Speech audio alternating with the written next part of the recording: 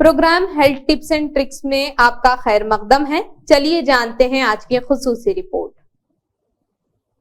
گھریلو سطح پر سبزیوں کی کاشت۔ سبزیاں اپنی غذائی اور طبی اہمیت کی وجہ کے نام سے منسوب کی جاتی ہیں۔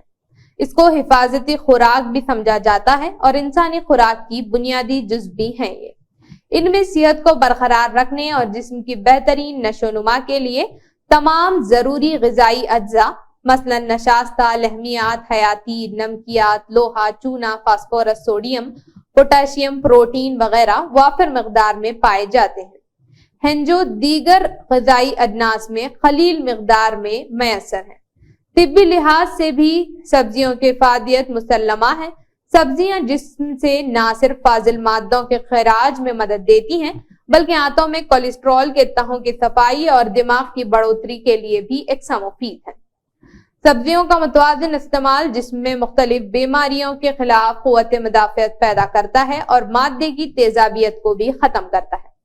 بحیثیت مسلمان ہمارا مذہب بھی ہمیں اپنی خوراک کے متعلق رہنمائی کرتا ہے۔ ہمارے پیارے نبی صلی اللہ علیہ وسلم کے مختلف احادیث میں سبزیوں کی اہمیت کے بارے میں ارشادات موجود ہیں، جیسا کہ دسترخوان میں سبز چیزوں سے زینت بخشا کرو، کیونکہ جس دسترخوان پر سبز ترکاری ہو وہاں ایک اور جگہ ارشاد نبی صلی اللہ علیہ وسلم ہے کہ فرشتے آتے ہیں، اے لوگو لہسن کھایا کرو اور اس سے علاج کیا کرو۔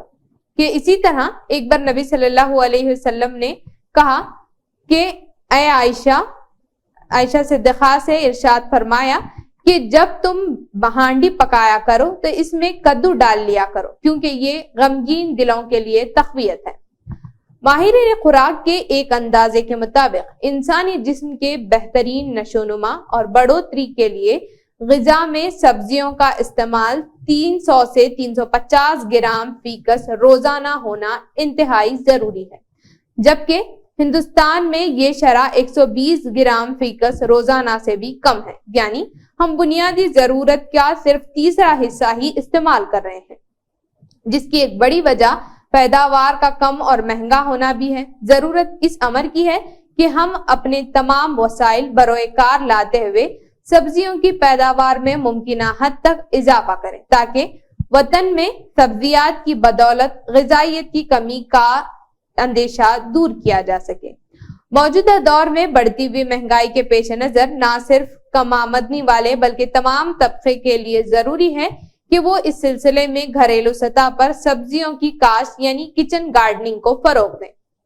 کچن گارڈننگ سے مراد گھریلو پیمانے پر سبزیوں کی کاشت ہے، تاہم خصوصی طور پر اس سے مراد ایسی سبزیوں کی کاشت ہے جو کسی بھی گھر کی روزمرہ کی ضرورت ہو اور جنہیں کچن کے قریب لان، گملوں، ٹوکریوں، پلاسٹک بیگ، لکڑی اور پلاسٹک کے ڈبوں وغیرہ پر یا چھت پر اگا کر ہر وقت تازہ سبزی کے حصول کو ممکن بنا کر گھریلو ضروریات کو پورا کیا جا سکے۔ کچن گارڈننگ کی بہت سے فوائد بھی ہیں، جیسا کہ گھر کے اندر فراغت کا وقت اچھا گزر سکتا ہے اور کچن کے لیے ہر وقت تازہ سبزیاں حاصل ہوتی ہیں۔ کچن کے ماہانہ اخراجات میں بھی کمی ہوتی ہے۔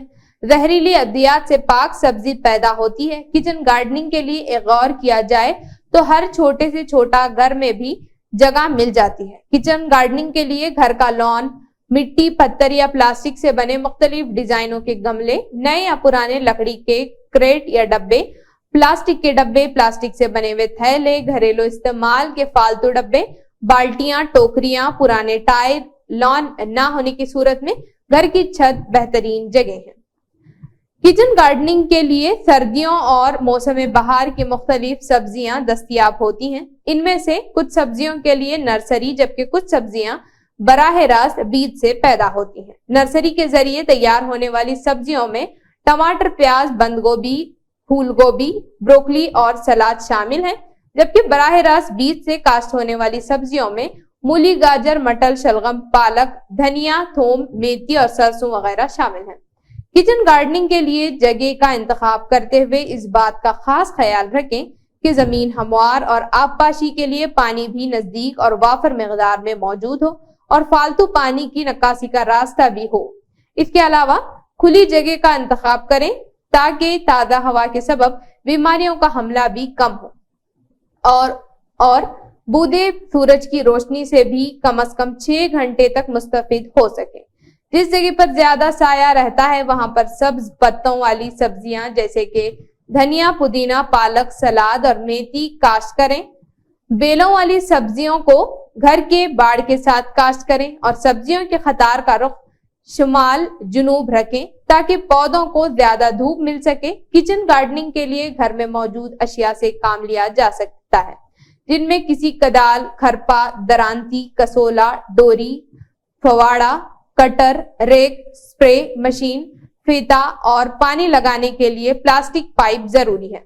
किचन गार्डनिंग में जरूरी है कि कीड़े मकोड़ों, बीमारियों और जड़ी बूटियों के कंट्रोल के लिए जरिए जहरों का इस्तेमाल ना ही किया जाए ताकि जरिए जहरों के मुज़िर असरात से बचा जा सके, क्योंकि किसी भी जहर का असर 2 रोज से कई रोज तक रहता है, जबकि घर में उगाई गई सब्जियों में हर वक्त कोई ना कोई सब्जी इस्तेमाल में रहती है और फिर बच्चों वाली घरों में इस मामले को तहफुजात रहते हैं। बहरहाल अगर कुछ हालात में कीमियाई जहरों का इस्तेमाल नागुज़ेर हो तो फिर लाजमी तौर पर महकमे ज़राअत तौसी के अमले से मशवरे से महफूज और थोड़ा सा अरसा असर रखने वाली जहरें इस्तेमाल कर सकते हैं और कोशिश करें कि ज़रूरी तरीका इंसदाद पर ही अमल करें, जैसे कि बागीचे को साफ सुथरा रखना और फालतू घास और जड़ी बूटियों को निकाल देना। इसके अलावा जमीन की तैयारी के वक्त गोड़ी करके अच्छी धूप लगने दें ताकि रोशनी की शिद्दत से कीड़ों के अंडे और बीमारियों की जरासीम खत्म हो जाएं। पौधों को सिफारिश करदा फासले पर ही लगाएं ताकि हवा की बेहतर आमदरफ्त और रोशनी का बंदोबस्त रहे।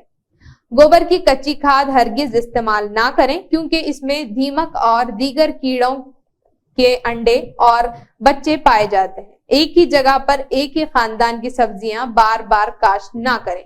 जड़ी बूटियों को गोड़ी करके या हाथ से तल्फ करके ये चंद सिंडियां और कीड़े नजर आए तो हाथ से पकड़कर मार दें, या फिर कीड़ों का हमला करने के लिए पौधों पर चूल्हे से हासिल शुदा बारीक राख का धोड़ा करें।